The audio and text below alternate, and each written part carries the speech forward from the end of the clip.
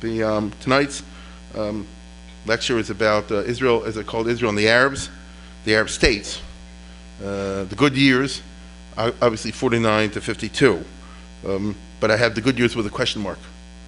And you'll see why as tonight unfolds. And so let me begin. Israel, when it became a state in 48-49, has two fundamental problems vis-a-vis the Arabs.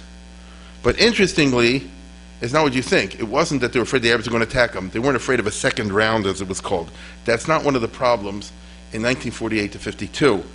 The Arabs spoke like that, and the term second round was constantly in Israeli parlance and newspapers and so forth.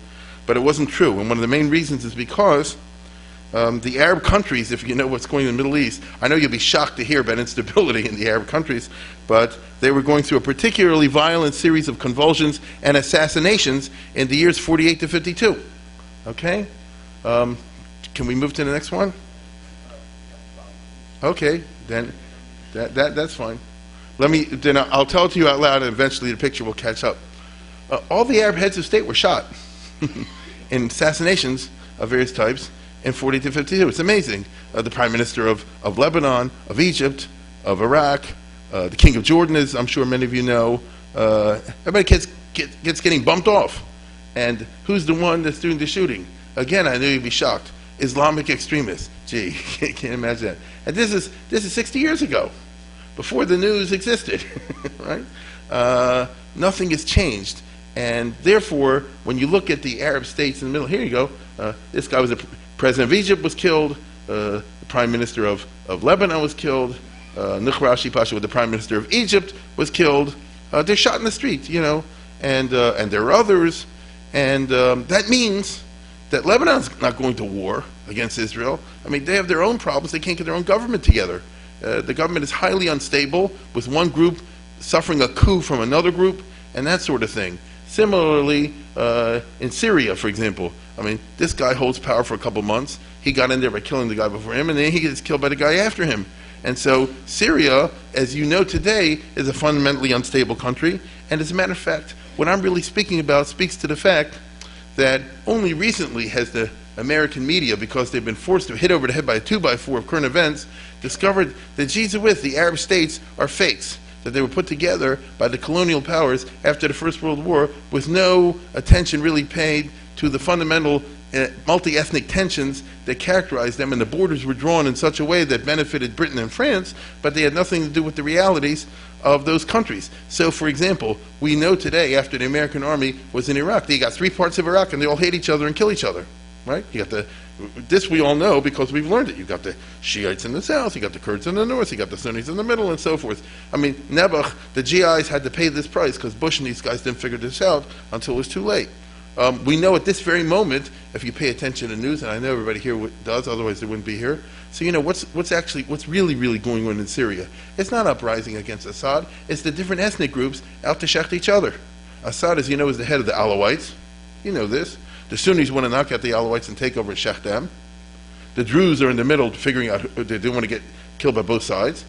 There's other groups, actually, some of you never heard about, Ismailis and others that have whole enclaves in different places in Syria. Nobody told me this. I look at the map, I see Syria, it's the color blue or the color green. I thought it's a separate country. And if you listen to their propaganda that they've been putting out ever since 1945 when they became a state, there's a Syrian nationalism.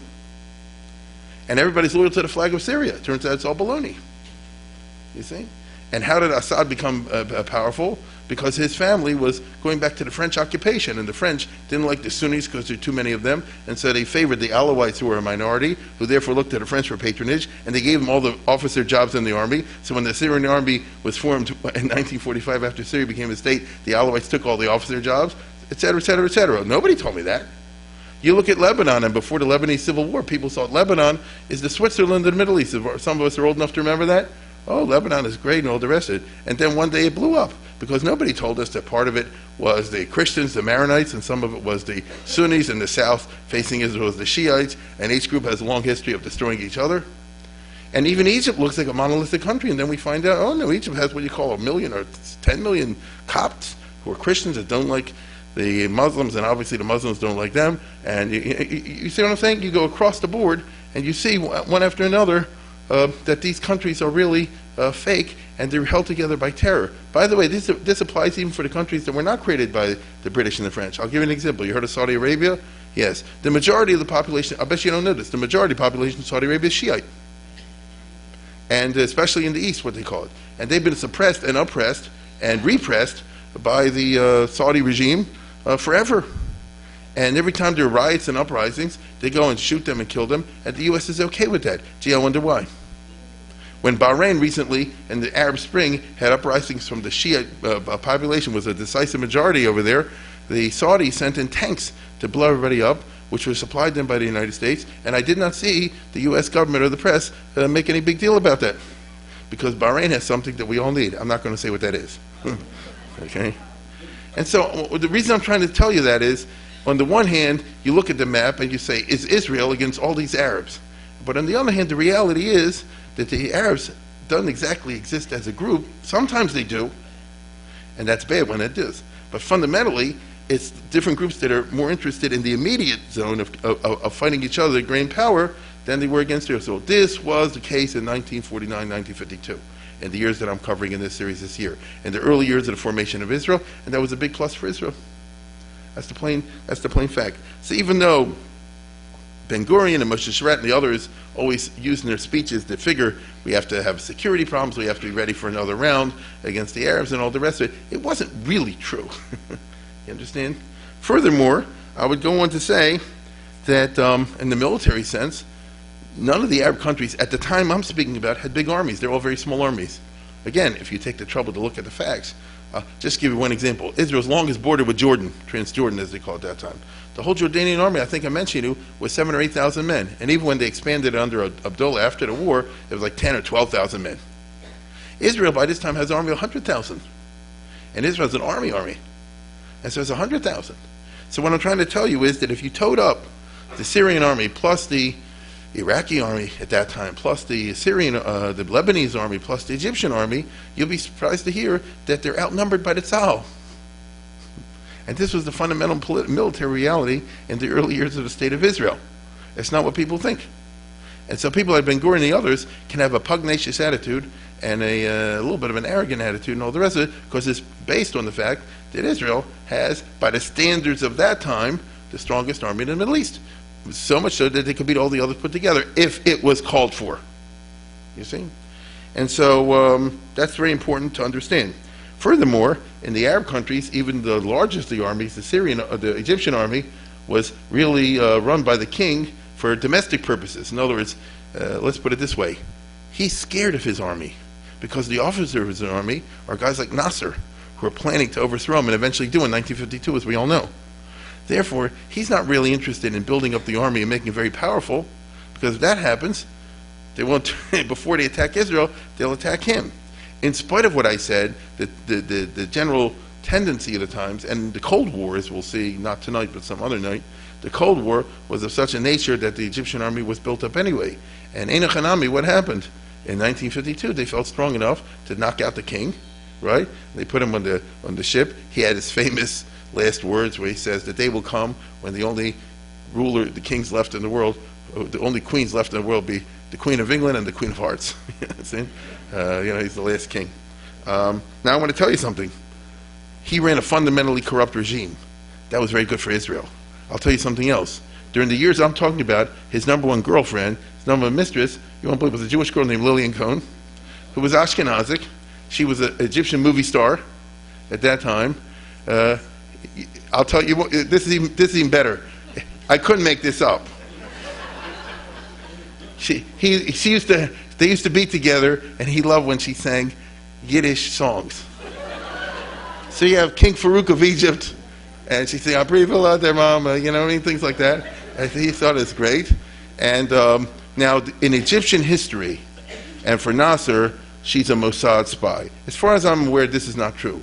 But you understand, here's Israel just became a state, it's the Zionist enemy, it's this, that, and the other, and the king is literally in bed with a Zionist spy and all the rest of it. So this makes him very discredited in the Egyptian society and makes the Egyptian politics and the body politics turning over. I say this tonight as we stand in the midst of a situation in Egypt, which is rioting going on because the new guy taking over is very different than him. He simply wants to get a Muslim dictator. Gee, what else is new in Egypt? And in that kind of environment, they're not really strong enough to go and make a war against Israel. And she would cry anyway. Okay? And the idea that she's singing a lullaby. Incidentally, just before he fell from power, she died in a plane crash. So if you're an Egyptian conspiracy theorist, the Mossad took her out. You figure out why. Okay. But anyway, the bottom line is, as I said before, that we look at the Israeli army led by these guys. They could take out all these Arab armies, 1, 2, 3, and they were eager to do so. Why do I say they were eager to do so? Because let's put it this way: Israel at that time would welcome an opportunity to expand. The Arabs are totally aware that if there's going to be a war between Egypt and Israel, the Israelis will take over the Gaza Strip, for example, as they end up doing when they had the first war in 1956 in the Sinai campaign.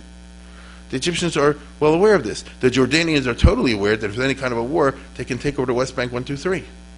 And so Israel is small and weak and broke. Yes and no. You understand? And the years that we're talking about, Israel holds the cards, as it were, and a formal war was not in the cards. So Israel's fundamental problem with the Arabs was not one of a fear of an attack. Nevertheless, two fundamental problems existed and continue to exist. The first problem was that of infiltrators. Basically, I showed you the lousy borders that Israel ended up with as a result of the 1948-49 war. It's impossible to control all those borders. And from day one, actually from 48 in the time of the armistice, the Arabs just started coming back and moving back into Israel. Just, about hundreds of thousands. And what does one do? I mean, all along here. So, what is the Tzahal supposed to do exactly? This was the problem. That's why I keep harping. I know some people were angry at me because I'm criticizing the borders, but they're wrong. No, I'm serious. This is not doable. You get it? It's not doable. Now, if Israel had the Russian army, the Chinese army, you could put somebody every 15 feet. But and I know they don't have that kind of manpower. And so they didn't want to build an Arik Sharon wall at that time. Why not? That would work. That would mean that they're giving up any chance that they're going to take this over. You see? So political attitudes are funny in this way. But if you're not going to do that, then what exactly are you going to do? At the beginning, the Arabs come in just without a plan. What I'm trying to say is this is a mass movement. Where had they been expelled from? Here. Where'd they expel to? Here. Not far away. Most of the Arabs didn't get thrown out here and here. Some did. But most, and some here. But the vast majority of what we call the refugees end up here. I'll even go closer. Look what I'm doing. Right near the border. When the Arabs are expelled from right there from Ramla and Lud, they go here. You see what I'm saying? So here you have 50,000 people settled down over here. It's only natural that they're going to say, now the war's over, we're moving back here. And what exactly are you supposed to do? They're porous borders. And Israel doesn't have today masses of the border police to do it. And so that's why I keep saying, I know you laugh when I said they're wrong, but there are people who think that what I'm saying is incorrect, but they are wrong because it was an impossible situation. And by the way, if they have a peace treaty tomorrow, it will continue to be an impossible situation. What is the Israeli response supposed to be? This was the question that was faced already in 48, before the war was over. What are you supposed to do? Admit them? Send them back? If you send them back, it's a merry-go-round. The same people you send back come back tomorrow, the day after. But you have men, you have old people, you have women and children. What do? Shoot them. That's what they end up doing. After a little bit, I'm telling you, it's not a pretty picture. Ben Gurion, they give the orders out. He says, shoot them, men, women, children. This becomes Israel's sort of official policy. From then on, all throughout the 1950s and 60s. Anybody goes over the border, you shoot him. What if there's a kid? You shoot him. It's a good thing there's no CNN. No. It's not a great phenomenon. But what exactly are you supposed to do? This is why I keep harping and repeating over again what a mistake they made with the borders. Because bad borders leave you with very bad choices. You know, it's easy for us, and it is easy for us, to deplore, and it is deplorable, what I just described. And you are talking about killing kids, among other things like that. Think about that. But what is your alternative? And this is the problem. Now, somebody says there must be something better, and perhaps there was, but I'm telling you what actually happened. The Arab world, which is already embittered, is even more enraged. They would have been enemies anyway, but here they have daily situation in which, you know, men and women and children, they know people, they get killed. You see? Now, Israel takes the attitude like this: it's your fault, don't let them cross our border, and nothing will happen. I understand, but you understand the dynamic both ways. And it's a poisoned brew. It's just made to make things worse and worse and worse, which is another thing why I kept saying the lousy borders. They leave you with a situation in which things are worse and worse and worse all the time. Liberals are who are aware of the situation everywhere are outraged. However, there's no CNN. And so I'm going to give you an example right now for a minute or two of a very famous American liberal who is one of the people that cares about this, Dorothy Thompson, who, if you have any idea who she was a very famous journalist, one of the leading journalists in the United States, who was a big opponent of Hitlerism in the 30s, and was a big liberal in the 20s and 30s, and was a champion of the Jews during the Holocaust. And now she goes to Palestine, and she says, what the heck is going on over here? You see? And she's so angry about this that she, I think, and the Quakers were get together to make a movie. And take a look at this. I'm Dorothy Thompson, and I have been asked to introduce Sands of Sorrow because I recently received a original theme of this picture we are about to see. Of course, the impression left on my mind by this depthy casualty of Jesus' theme is much more distressing than this room. For no film can convey the icy winds of Mount Hermon as they blow upon streets of flawless takes in Syria, or the waves that turn valleys into mudpools from the railway stations in Lebanon. Nor does it simply feeling even those who are trying to help. But this shows us part of the story that until now has hardly been told before, outside the Arab world.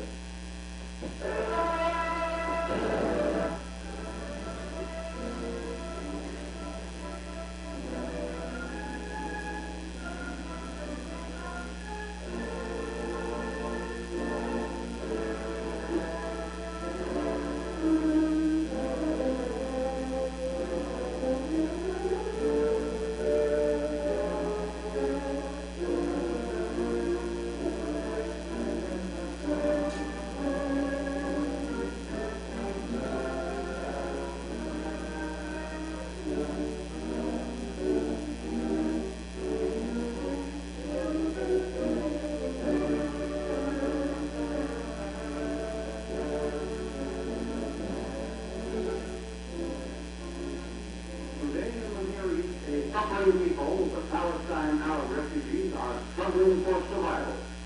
750,000 displaced human beings are dependent upon the charity for their very existence. This is one of dozens of camps in which these refugees huddle in squalor. All are overcrowded. There's a long movie too. I'm not going to show you the whole thing, obviously, but you get the idea, right? Now I'll tell you the good side of it, if I can use it in political terms. This, what came out in '49, TV was in its infancy. The 6:30 news didn't exist. You understand what I'm saying? And so this was only shown. Can you hear me? This was only shown in some churches and a couple of places like that. It didn't get a big traction. The narrative that was out there was Israel's narrative. Now there are two narratives. There are. You can't deny it. And this is a real story. Most people weren't aware of it. So there's a small elite of certain Protestant groups, such as the Quakers and the Presbyterians and the Episcopalians, who know about this and are very worked up about it. There's a couple of State Department types and things like Virginia Gildersleeve was the head of Barnard, and their people, some number of leading American elite types. But 99.9% of the rest of the American people only know about Abba Eban during these years. This is the plain story. I'm not saying this, somewhere else, but I'm saying it over here. And Israeli liberals, who are a tiny minority at that time, they object to the situation. But the silent majority in Israel agrees with Ben-Gurion. Here's Buber was the leading opponent and spokesman for those who say this is terrible, we're running a fascist state, and but he doesn't say what to do. But I repeat, what's the alternative? Right? Because if you let all the 750,000 Arabs in, that's the end of the Jewish state in and of itself. And so it's easy to say I'm in favor of Israel, and it's fun to look at the pictures of Ben-Gurion proclaiming the state and see the Israeli army winning the battles in 48. I get that, but you have to see both sides of the story, do you not?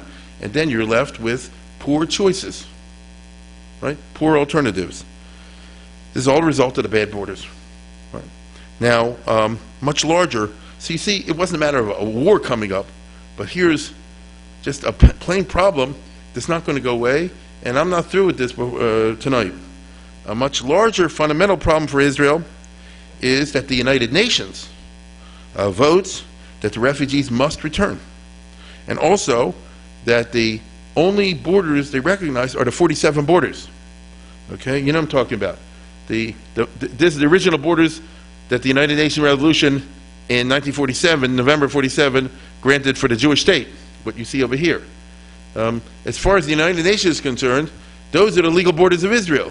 Anything they grab beyond that, they don't have a right to, unless it's done within the context of some kind of negotiation with the Arabs. Moreover,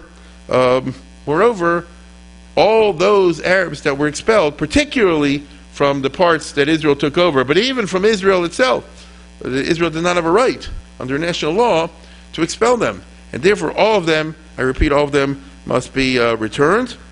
And this became part of international law. This is Israel's principal problem today. Hear what I said?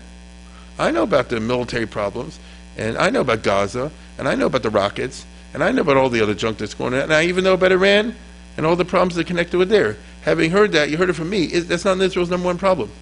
Israel's number one problem, and we're going to be seeing more of this, I'm afraid, my friends, is that under international law, under the United Nations Charter and resolutions, Israel does not have any right not to bring all the Arabs back. They have never given up on this, and they won't. They won't.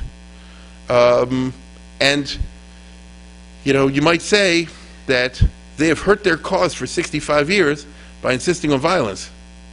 If they would have eschewed that, and starting in 1940-49, simply made it just a legal case. They said, we're not attacking anybody, we're not doing anything to anybody, we're simply, we say Israel can be there, but they have to follow the United Nations resolution, they would have got their goal long ago.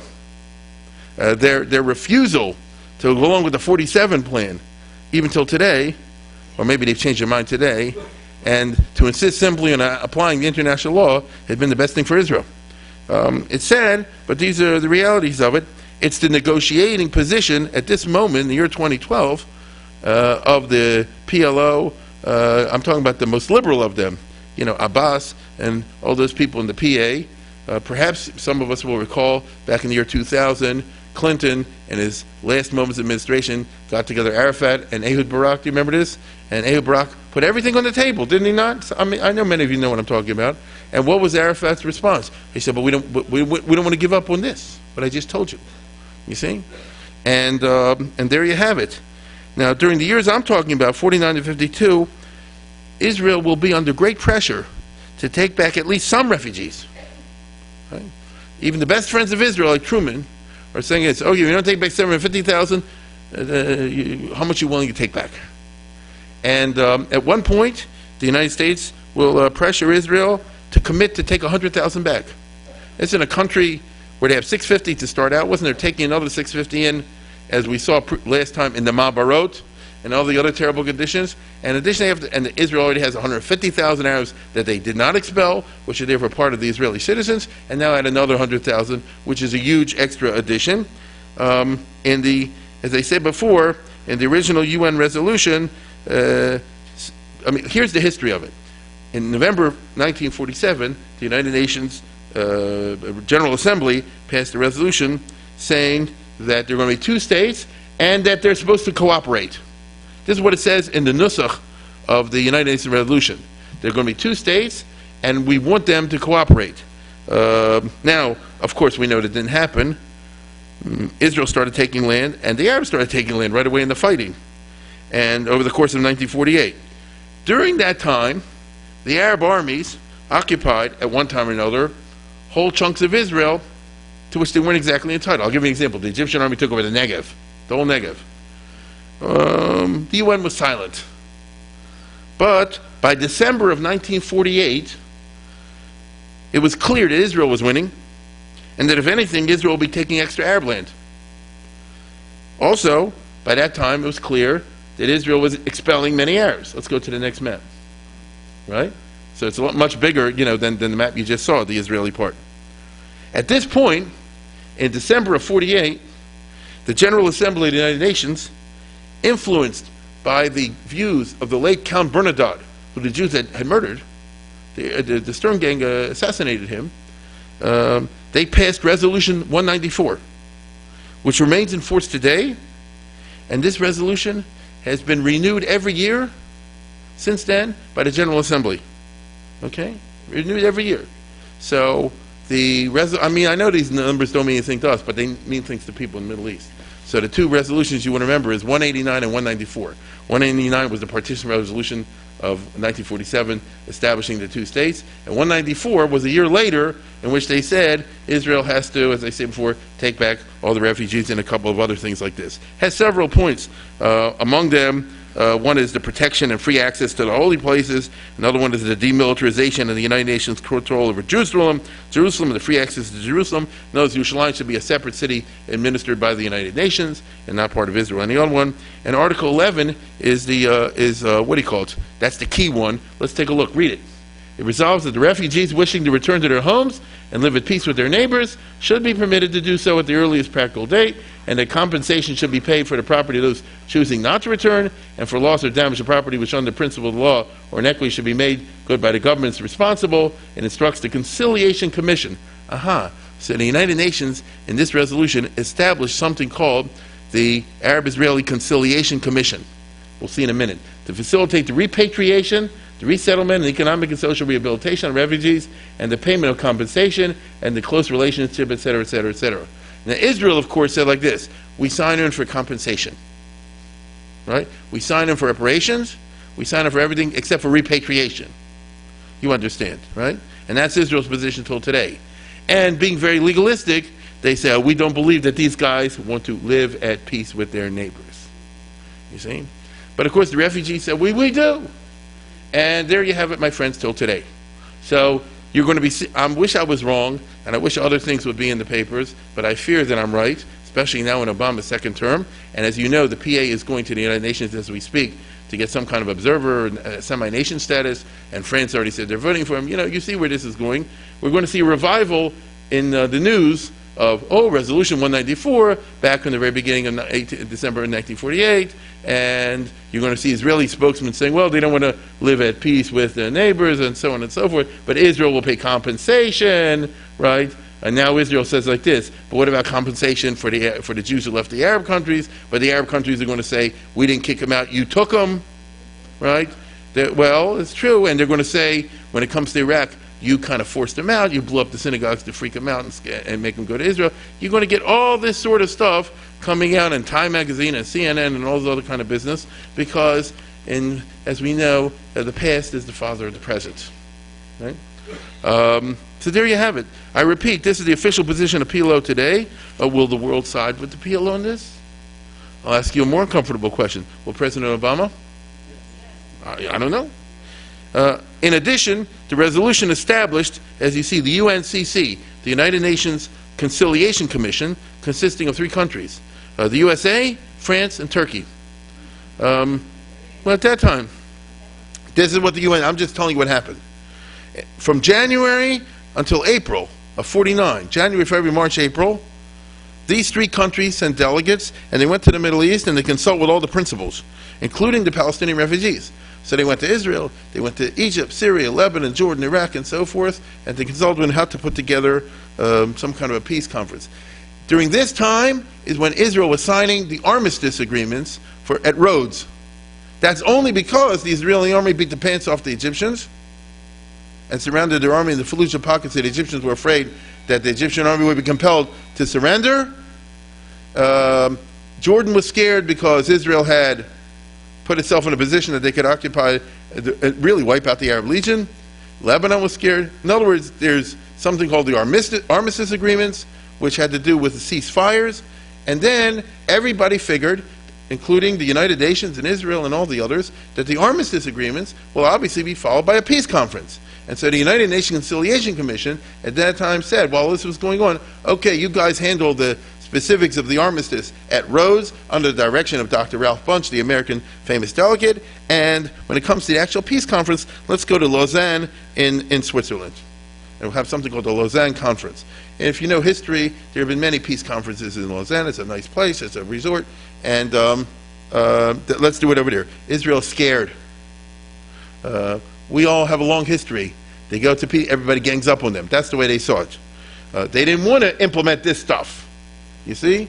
Ben-Gurion and all these others were scared. The purpose of the conference is true to make peace, but also to admit all the Arab refugees, which would end Israel ipso facto. Also, the purpose of the Lausanne Conference is to enforce the internationalization of Jerusalem. It even says there in another part of the resolution, Jerusalem includes Hebron, includes Shuafat, includes Abu Dis. They lay out the areas over there, okay? And borders, who knows? Let's go to the next one. I mean, they're scared to death. They're going to push for the 1947 borders. And so Israel does not want to go.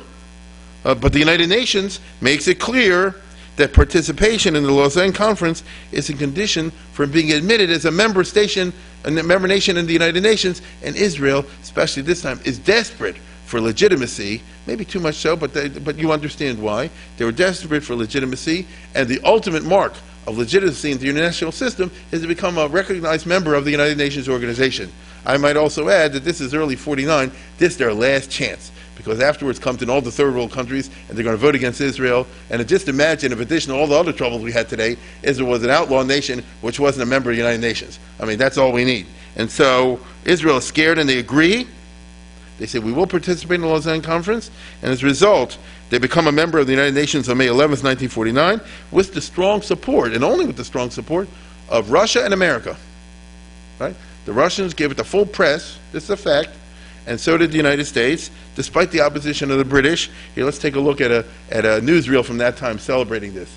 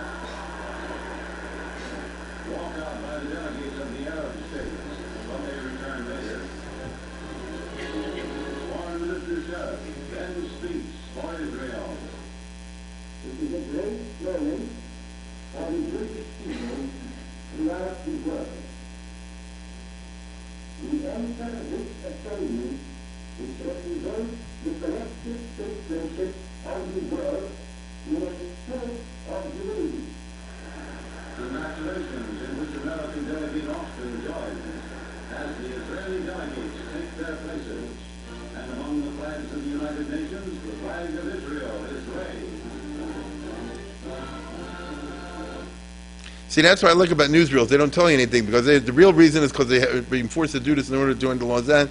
They joined this is the price of admission if you want to, I said it wrong. To joining the Lausanne Conference and agreeing to the admission of the Arab refugees and change of the border is the price to get this, okay? And so Israel have to, what they say in Yiddish, have to funfa, okay? And the result is that Israel sends its #1 diplomatic specialist to Lausanne. That's this guy, Eliyahu Sasson. This was a little bit later in life. He is, for many years, for decades, Israel's expert in the Arab world. Eliyahu Sasson is a Sephardi Jew. You can tell by the name. He's born in Damascus, right? He actually goes to an Arab school. He moves eventually to Palestine in the 1920s. He's a Zionist, but he went to Arab University, to St. Joseph University in Lebanon, and so not only does he speak Arabic, but he grows up with Arabs. And therefore, he's kind of a bridge, because Ben Gurion and Sharet and these other guys talk Yiddish, they don't really know. I mean, Sharet knew a little bit of Arabic, but the other guys didn't know any of this stuff. And even though they live side by side with them, they look at the Arabs as Yena, you know what I mean, the others, and really they have no connection with them. And therefore, you need somebody who's, so to speak, one of them, or something like that. And Sasson, therefore, in the 1920s and 30s and 40s, meets everybody. It's like Forrest Gump. He meets everyone in Egypt and Syria and Lebanon and Jordan and Iraq and even beyond that. It's actually quite remarkable. And he's a very fascinating person because he understands both sides. And he's always angry that Israel isn't making sufficient concessions. But as the Israeli guy, he's got to do his part to represent the Israeli side. And so he will go to the Lausanne conference, and even out of that, he's constantly talking to the Arabs. What I'm trying to tell you is it's not true that the Arabs boycotted Israel as formally they did, but informally they didn't. And there were always constant conversations going on between Israeli representatives on one hand and various Arab representatives on one hand, all during these years. But they were always run into a brick wall, because there's not really any a meeting of the minds between the two sides, and it's kind of frustrating for him and all that sort of thing. And I can just tell you that Eliyahu Sasson holds many off-the-record, as they say, conversations with various Arab diplomats. Publicly, they shun him, and they've declared that they will under no circumstances recognize Israel. But privately, they speak to him. And we have the records of these conversations, but it's not going anywhere. And I'll tell you why. What you have in these off-the-record conversations is, okay, maybe we'll make peace with you, but A, you have to take the refugees back, and B, you have to give up land.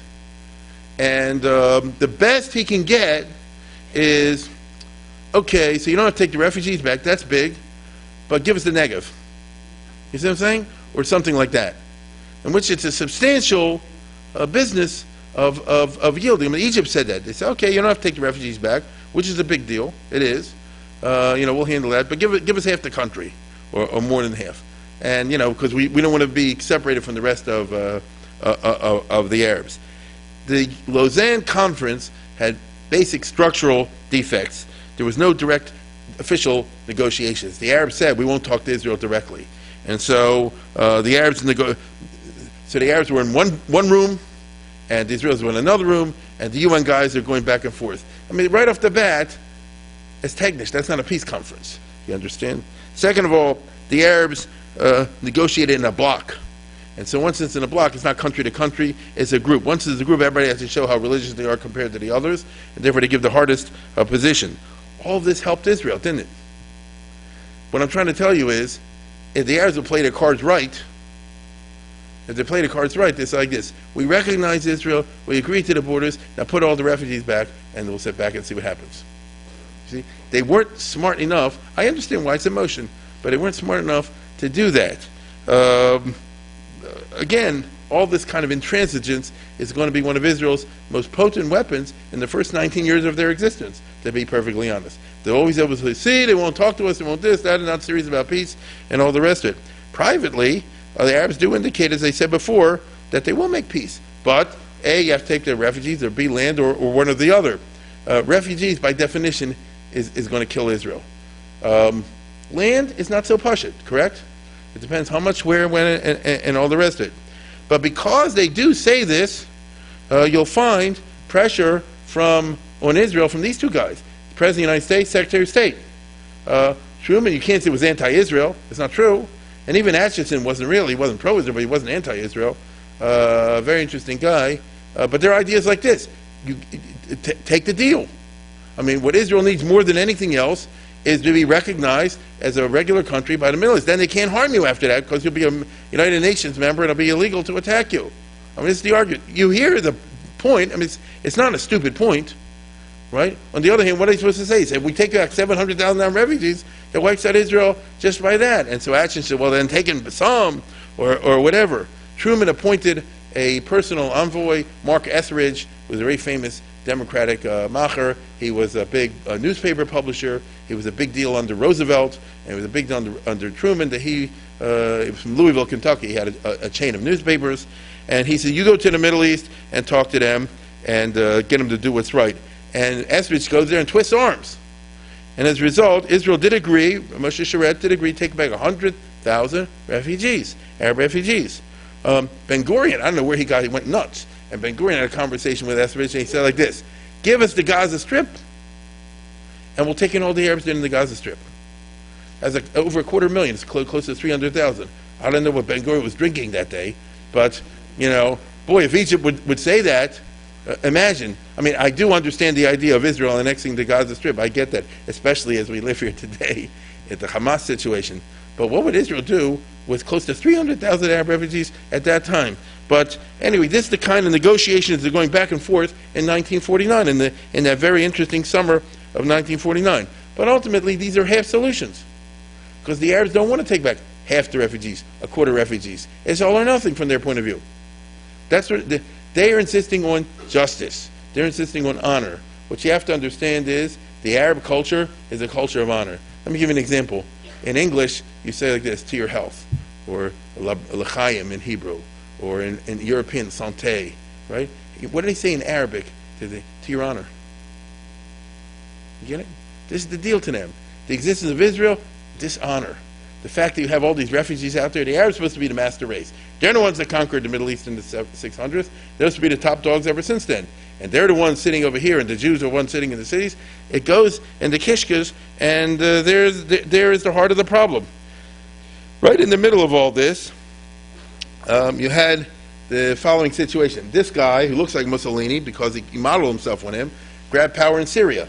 He said, this was right in the middle of what we're talking about, in April, May, June, July, August, September, 49.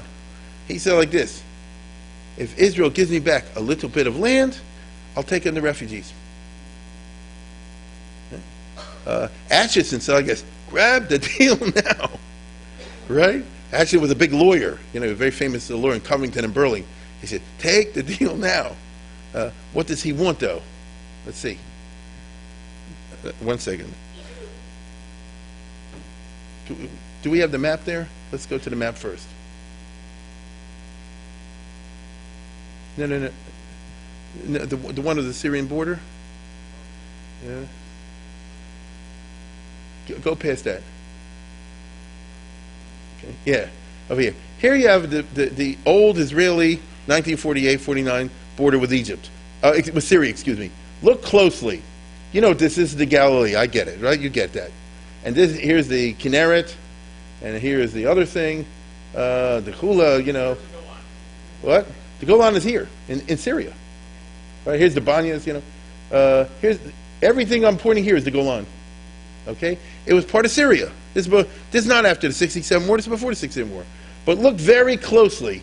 Here's the Jordan River. Oh, there's a little strip of Israel beyond the Jordan River, isn't there? Right? Look, you can't quite see it here. You can't quite see it here, but look at this. On the other side of the Sea of Galilee is Israel also. And look where I'm pointing right now with my pointer.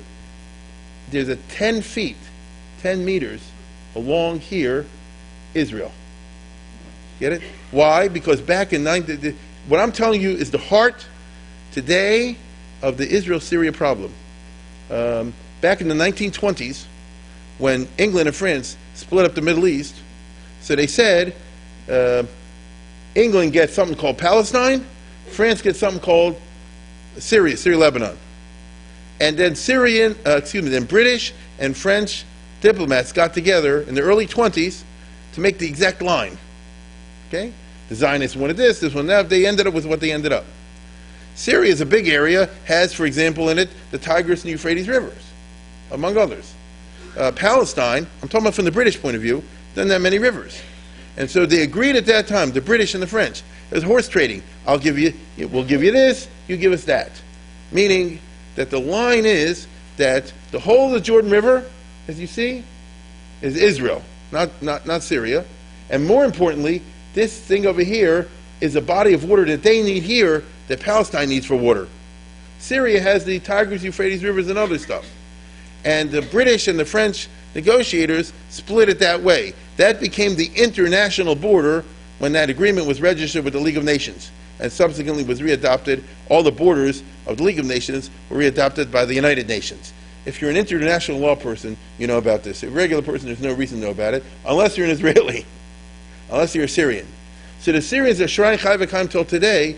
Who gave them the right to do what I just told you? To make all of this not part of Syria. That the Syrians have no legal, no legal right to take a drop of water from the Kinneret, because the Israeli border goes up to and beyond here, beyond the Sea of Galilee. 10 meters. So that's simply to establish that it's not part of Syria. I can tell you the Syrians have been enraged about this ever since, that they claim it's illegal. Assad, the father, when he was younger, used to go, before the 6 a.m. war, this is what he said anyway, come and have picnics over here and go swimming just to show he can do it. You see? And it's a big deal if you're Syrian. Okay? I might also add here also, this territory was, when I'm pointing beyond on the other side of the Jordan River, was full of Arabs. And it was, this is something I'll talk about maybe next year, but it's not in 48, 52, but it happens in 53. This area over here was all Arabs and was declared a demilitarized zone. At a certain point in the 50s, when nobody was looking, or they thought nobody was looking, Israel expelled all these Arabs into Syria. You see? So if you're Syrian, you know this. Most people don't know this, but they don't forget. And they say, hey, that wasn't fair. This is just supposed to be a demilitarized zone. Israel said, demilitarized zone means it's Israel, and totally Israel can do whatever we want there. So Ben-Gurion had this hardball kind of policy, and the results are what they are. And so there's total lack of any kind of consensus on this business. This is why under Assad, Clinton's time, remember they had met in Maryland, I think, and a place like that in the Y plantation. Yeah, and this was exactly it. The Syrians said, well, we want to be a riparian state. We want to get rid of those 10 meters, and that we should be part of this. And Israel till today said no, because then we lose half our rights there, and Syria can take the water, and under international law, then they have the power to go up there. I don't know what, that makes them a whole different business under international law. And Israel has been trying to hold on to that, and their argument is, this is the international border. Syria says the international border was done without Syrians being consulted. It was the British and the French. And therefore we got deprived of what we really are entitled to. Why am I giving this whole little schmooze, besides the fact that it's interesting and relevant to the current day? When the dictator, Zaim, seizes power in 1949, he says to Israel, he said to Ben-Gurion, I'll take in all the refugees, you give me that. Right? Atchison, so I guess, take it. If you get a genuine peace treaty with Syria, the real thing you've been looking for, that they totally recognize you, have ambassador, have the whole full diplomatic trade, the whole 9 yards, and they're taking all the refugees. I mean, come on. You see? And Ben-Gurion said no. For a number of reasons. First of all, in principle, he didn't do what I just told you. He didn't want to give that up. Right? Second of all, for some reason, he didn't consider Zaim to be a long-running guy, which was true. He got knocked out of power a couple months later. And he said, we'll give away a permanent thing, and it'll turn out to be a temporary concession. You hear that too. But on the other hand, if the United States State Department, in 1949, Israel appears unreasonably intransigent. And you can definitely hear it. So I'm just trying to show you the Middle East was a tricky business if you lived in those days. What can I tell you? And that's why, I'll show you the next picture, and so take it a little bit later. When Ben-Gurion visits Washington, you know how it goes. For the cameras, you all smile. But then when the cameras are away, then comes out the fangs. So here's a Ben-Gurion visiting Atchison in the State Department. All right, we'll see. There you go. Oops. I took the sound off. If you listen to the sound, this is Israeli propaganda. So, the Prime Minister met with Atchison to discuss peace and democracy and all the rest of it. You see how tall they are. But okay.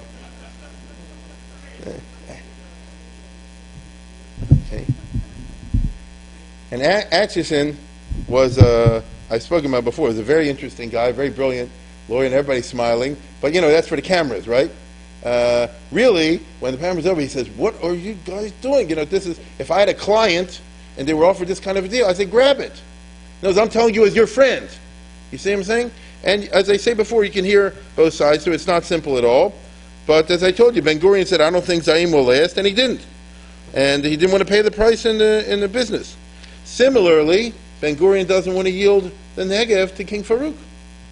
He says, I don't want to pay the price of the Negev. That's where Israel's putting all their future plans in and their hopes. It's the only open areas we know. And in Ben-Gurion's time, they had the idea, which has not happened till today, they move millions of Jews into the Negev, and they'll build it up. He spoke very lyrically about all that sort of thing. But lyrics is one thing, and reality is another. And that's what happened. Truman said, and Mark Etheridge, how about a corridor through the Negev? And that's what they end up talking about. Let's go to the next map. Yeah. What about this? Or something like that. Right? That won't take away the whole Negev, but just there should be a zone, like, for example, here to here, belong to Egypt, like the Danzig corridor was in before World War II. And that way Egypt will have its tainas, and how about that? Ben-Gurion said no. So in other words, the bottom line is that he did not want to make any concessions whatsoever in territory, even to get a peace. Not that we know if it will really work, but the reason you don't know if it will work is because unless you put it on the table, you can't tell. This drove Truman and Atchison crazy, because they said like this, we're on your side, and you're not being reasonable. The old problem of every president of the United States with the state of Israel. And Truman at that time said in 1949, should we threaten Israel? In other words, they said, should we cut off the money? Should we do this and that and the other? What to do to get Israel? I want you to understand, it's like Obama. I want to pressure Israel because I'm their best friend. That mentality. I understand, but to be perfectly honest, that's the way he saw it. I wouldn't say that Harry S. Truman was anti-Israel. You can't say that, right? On the other hand, the way he saw it, he says this is the only way you'll get some kind of peace over there. But there are many factors that inhibited that. First of all, Truman, at that point, was not a politically strong president. If you know the history of the United States, we've had our strong presidents, your weak ones. Harry S. Truman was a weak president. He didn't have strong power on Capitol Hill and places like that. I know it's Gimel Harry, I know all the stories and all the rest of it, and I like Truman also, but if you want to be perfectly honest, he wasn't able to get any of his legislation passed. He did have that squeaker victory, the surprise victory of 1948 over Tom Dewey. We all know that famous picture of Truman holding up the newspaper, etc. But once he got in office in 1949, he wasn't really able to get anything passed. He won the Civil Rights Bill. He had something called the Fair Deal legislation, and the Congress wouldn't do it. And so, and there you have it. In addition to that, Truman was a human being, and he was affected, right? Is this okay? Can you see with this? Yeah. I don't want to hurt my microphones. How we know? Is it better? Okay. Yeah. No. Let me know if it's a problem. It's also true that even though he was annoyed with Israel, Truman was fundamentally sympathetic with Israel. That's a fact. Especially, Israel sent a secret weapon. The secret weapon was Chaim Weizmann, who visited Truman in the summer, just at this time before. Now you know the reason why Weizmann came to America in there, because he knew that Truman probably would be turned off by a guy like Ben-Gurion, who was a turnoff. Ben-Gurion was a big turnoff to people, if you know who he was. Foreigners, I mean. And Chaim Weizmann was the opposite. Let's take a look at this for a second. Weizmann has been trying to get in all along, and I wouldn't let him in. But someone did come to see me, and he got in. This man was moving on to business. Well, let's stop it right there. This is not the one I wanted to. I'll talk about that in a second. I'm sorry. This is the wrong video. It's okay. In '49, Weizmann comes to the White House. That's where he gives him the famous Sefer Torah that we've all seen over there. And I always love this. When he gives Truman Sefer Torah, when you're president, he said, "What do you say?" He gives Truman a Torah, and Truman said, "I always wanted one of these." You know what I'm saying? But I have to tell you a better story. In 1952, Rabbi Leo Young, we remember Rabbi Leo Young, many of us, right? Said Rabbi Leo Young, he was backing Menachem Kasher making the Torah Shlema. That's that famous Torah encyclopedia of all the Chazals on the Pesukim.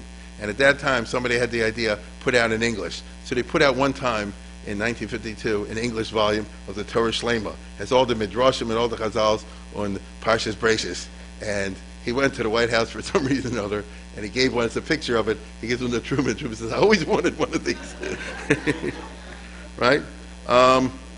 But more important than this is this guy, Eddie Jacobson. This is really taken from 1948, and I wanted to, I'll move on to the other one to tell you about that in a second. In April 1949, Truman, who, as I say before, was annoyed but fundamentally sympathetic, so he so he sends a special envoy to report at the situation in Israel, Eddie Jacobson, right? And Truman gives him a color camera, movie camera. Okay? Do you remember many of us in the old days when they had such things as color movie cameras? When you come back from Israel, what do? You show it. You have a show. You show all your relatives and your friends, and you drive them crazy, right? So you all remember that.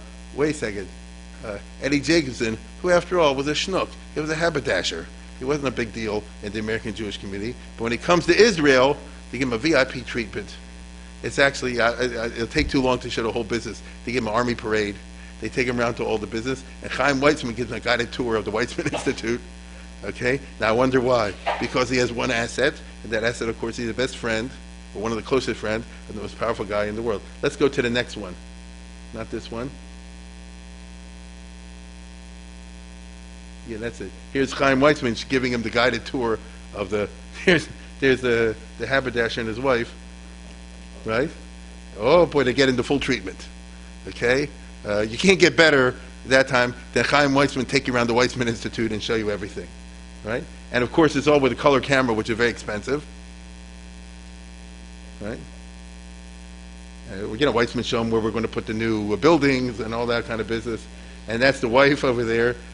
She's a nobody. That's Chaim Weizmann's wife over there. They're giving her the red carpet treatment. Okay, it's really wonderful. And when he comes back, this is the best part. When he comes back, he goes to the White House. He shows Truman the pictures over there. You see? So there's me. That's called Tel Aviv. You see?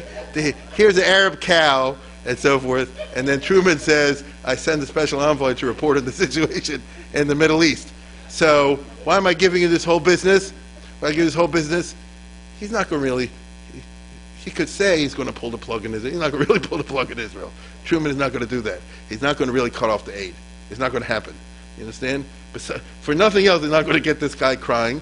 And Atchison, who wrote a very brilliant memoir, it's called President to Creation. It's a very famous book, won the Pulitzer Prize. He wrote it in 1968. He says over there, he says, listen, I love President Truman, which is true. They had an unusual relationship of respect and affection. This is like the gold standard of President and Secretary of State, if you're an American history buff. And he knew Truman as the pluses and the minuses. This is what he says. And he said President Truman was a great man, and we got a lot done with NATO and all this other business in the Cold War. But when it came to policy in Israel, he said like this: we just had to make peace with the fact that when it comes to the foreign policy in the Middle East, the United States Department of State did not have as much influence as Eddie Jacobson. That's what he says. You see? Go figure that out. Thirdly, the United States ambassador to Israel at that time was more pro-Israel than the Israelis. James G. McDonald was Truman's ambassador. Is the sound working? James Grover McDonald, in other words, he's not Jewish, was more than pro-Jewish. You understand? And I'm going to show you a clip in a second that I found the other day where he's interviewed on a TV show in 1951, right? I mean, at the very beginning of television, they must have had some kind of a show where they interview people, and it wasn't, no, it's way before that. He says, no, this is a show you never heard of.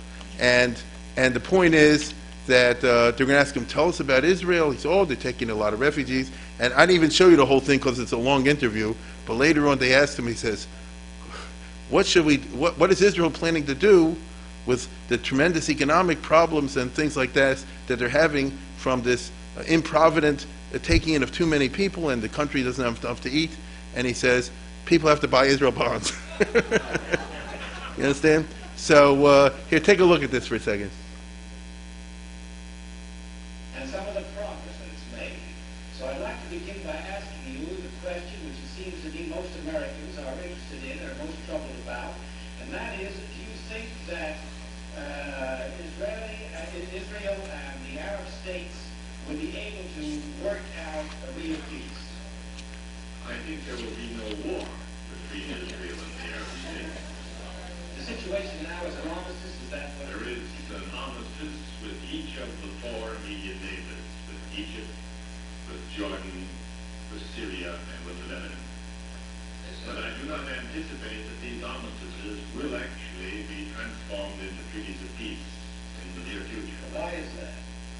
Because the Arabs, for the most part, see no reason for making peace. They're standing pat. And they, I think, mistakenly hope that Israel will fall of its own weight because of the vast number of Jewish immigrants that have been coming to the country and because of the economic burdens which the new state now bears. It's a very interesting interview. I just time precludes me from showing the whole thing, but you get the idea. The State Department was always complaining. He's supposed to be the American ambassador in Israel, not Israel's ambassador to the State Department, but that's what he was. He was James G. McDonald was a very great man. He was the head of Foreign Policy Association in the 1920s and 30s. That's the WASPy group. He was one of the closest friends of Eleanor Roosevelt. He was a big deal in the Democratic Party, a big deal in the New York Times. He was not a little person, a strong Roman Catholic. And in 1933, I don't know if you remember this, no reason to, in 33 and 34, FDR had gotten him appointed as the League of Nations Commissioner for Refugees, which means Jewish refugees, and he went around from country to country back in those days trying to get him in the Jewish refugees. And in those days, it was the St. Louis. They wouldn't let anybody in. No country would take anything in. And James G. McDonald had been pro-Germany in First World War, so he was popular in Germany when Hitler came to power, and he had a very interesting conversation a month or two after Hitler came to power in 1933, and Hitler spoke to him frankly because he looked at him as a friend, and McDonald said something like, what's the story with the Jews?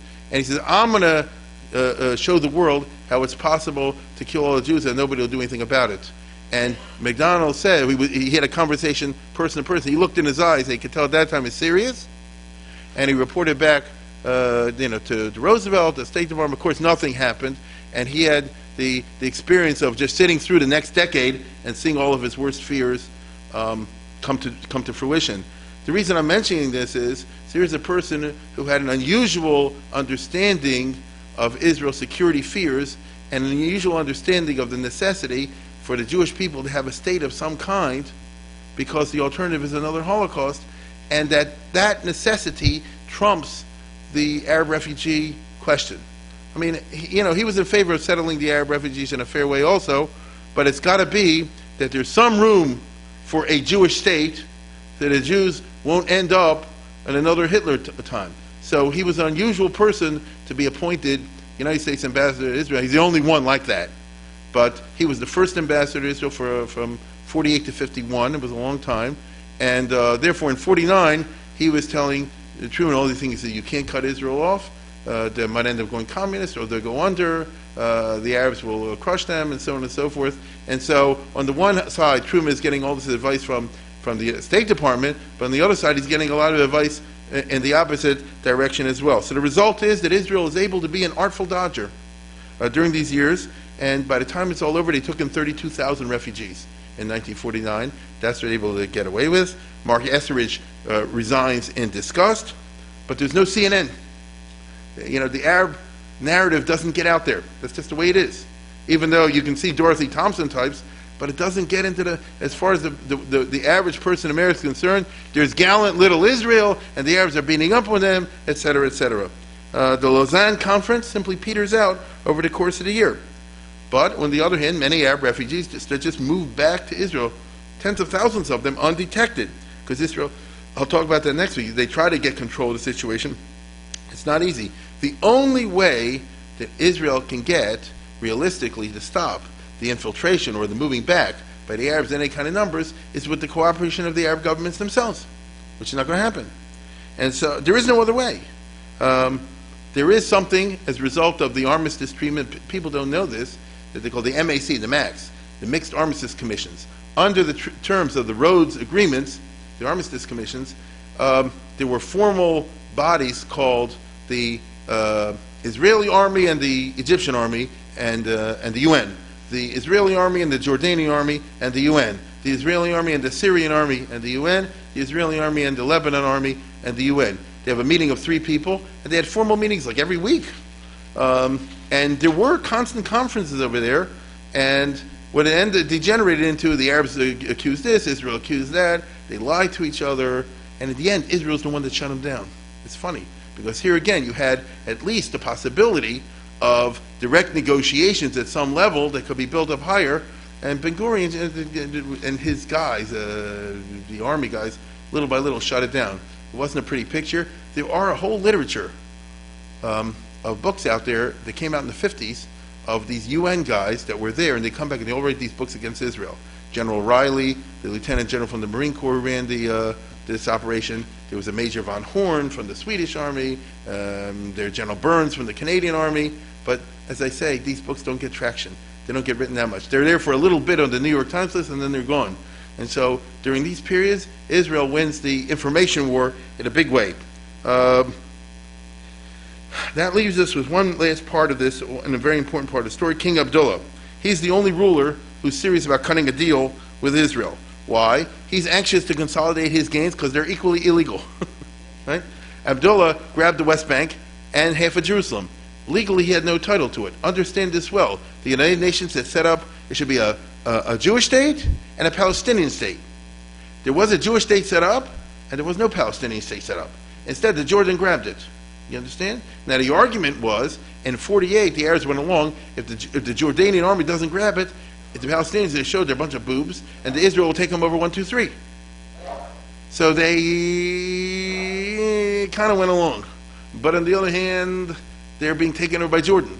And so you end up with this kind of funny situation.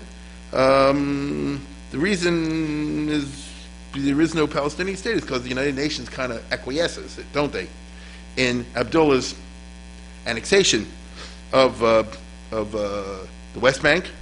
Israel is kind of happy, in some respect, that he grabs half of Jerusalem, because one of the big stories of this year, 49 and 50, is that the United Nations makes a big push under the Vatican, and I forgot the name of the number of the resolution. They put a resolution that Israel has to give up Jerusalem, or let me put it differently. They make that the United Nations resolution that Israel should be treated as a separate body administered by the United Nations should be put into effect. And all the countries voted for it, including Russia and America, by the way.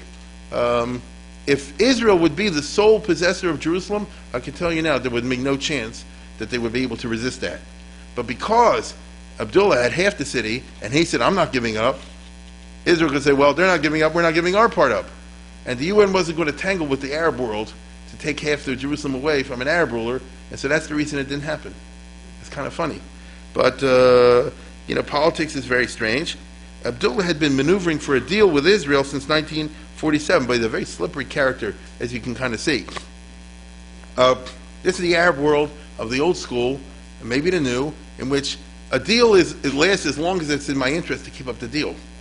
And so, he had big plans, but his plans were a little crazy, but it was good for Israel. His plans was like this: make a deal now with Israel, get them off my back, let me have a peace treaty so they won't bother me, and then I can carry my real goal, which is to conquer Syria and then Iraq, because he never gave up the hope from Lawrence of Arabia that his family, the Hashemite dynasty, would have one giant Arab state. And then I'm sure in the back of his mind, Yitzhak and Asa, once they do all that, then we'll worry about the Israel thing. This is the long-term plans. And he was 75 or 74. But that didn't matter. And so the point is, as far as Israel is concerned, right now he is willing to sign a peace treaty with them. This was very unpopular with his subjects. If you read about the secret meetings that he has with Eliyahu Sasson and Moshe Sharet and the others, he basically tells his own ministers, you got to meet with the Israelis. We don't want to meet with the Israelis. He hits them over the head and says, you have to meet with them, and we have to sign this or that. The problem is he wasn't working within a consensus. It was like a one-man deal, and that's why Ben-Gurion is very afraid of this. But on the other hand, he does offer no return of the refugees. So here we have the old model. I want territorial concessions, but no return of refugees. Now, what does he mean by territorial concessions? Well, in the beginning, he said, I want the negative. Fingers up, forget that. So by the time you cut this down, the Israeli negotiations are dicey, but I'll tell you what what comes out. Let's see the next map. He says that he wants either here or up here, like I told you before, a corridor. That'll be Jordanian territory to the sea, and he'll take over this, for example, and this. And if Israel agrees with that, they'll have a full peace treaty. They don't have to take back any of the refugees. Again, that's a big deal. And Israel will have peace with a very important player in the Middle East. Israel kind of agrees to this, but then they get in arguments how wide. Moshe Sharet said, you mean like a little corridor over here? He said, no, I mean like a big corridor. Right? You see? And they really got into negotiations over how wide and how this and that and the other. And once again, I'm sorry to say, my friends, I strongly suspect that we'll be hearing about this in the near future, because if the UN is going to have an Arab state, it's going to be a state composed of this and this. And if that's true, they're going to argue that they're not contiguous. And Israel will say, we'll let you go across. No, we want a corridor. You see? I understand that. But nevertheless, this is where the international pressure is going to go, and who do you think the international pressure is going to favor? Not who you want to favor. I'm just telling you that what's weird about this is the old issues are old, and this is not something you learn from Time Magazine. You just have no. It didn't start today and didn't start yesterday. It goes back a long way, and they have never given up on a piece of this, and negotiations end up breaking down over the size. And so Abdullah says, then let's instead have a non-aggression treaty between Israel and Jordan for 5 years, because he wants the assurances that he can attack Syria and these other countries, and Israel won't interfere. That's where things were holding when he was shot. Because in July of 51, he was killed by a cousin of the Grand Mufti of Jerusalem. You see, when he was in Jerusalem visiting the mosque. What's the message? The message is clear. No negotiations with the Jews, and anybody who violates that consensus will get shot, unless the negotiations are based on a return of the refugees and the 1947 borders. Israel's negotiations with Abdullah, on the other hand, bought them breathing space. They were able to say to Truman and Acheson in the second half of 49, all during 50 and all during 51, we are in serious negotiations, which they were, and America and England monitored this all very closely, and all this stuff can be found in the State Department archives, every meeting, and all this can be found in the British Foreign Archives, every meeting, and basically what's going over there. But this takes some of the pressure off, because, see, we're not so intransigent. We are negotiating in good faith. It's not easy, you know. And Truman Acheson saying, no. You and I know it wasn't going to go anywhere. Ultimately, however, the main cause for the relief of pressure on Israel was not the negotiations between Abdullah and Israel. The main cause of negotiations between Israel starts in 1950 with the outbreak of the Korean War in June 1950 and the tremendous intensification of the Cold War and America going through this guy. When this happens, Truman has many other things on his mind. Acheson is the main target. I don't know if you know this or not. From 50 to 52, Acheson was under unbelievable criticism every single day, and Truman dug in his heels and said, I won't fire him. And then Truman got into trouble, and in that kind of a world, the Israel thing gets pushed to the back burner. You see? That's exactly what happened over there. And so the bottom line is that Israel's attitude during this years, and with this I can conclude, Israel's attitude in this years was better no peace at all than a peace with substantive concessions of land or refugees. We are the strongest power in the Middle East, and we're in no immediate physical danger, and we are in the process, are we not, of doubling our population. This is how Ben Gurion saw it, and the Mapai Party. Hence, the title I started with tonight as 48 to 52 as being the good years, but I had a question mark on the end. And why did I have a question mark in the end? Because as Truman and Acheson keep saying all during 48-52, is this really in your best interest? Okay? The issues are frozen, but they don't go away. Unfortunately, to this day, refugees are still very much on the table. Will the successors of Truman and Acheson continue to back Israel on this? I'm sorry to say that we will be hearing more and more about General Assembly Resolution 194 in the future. Hence the question mark. Good night.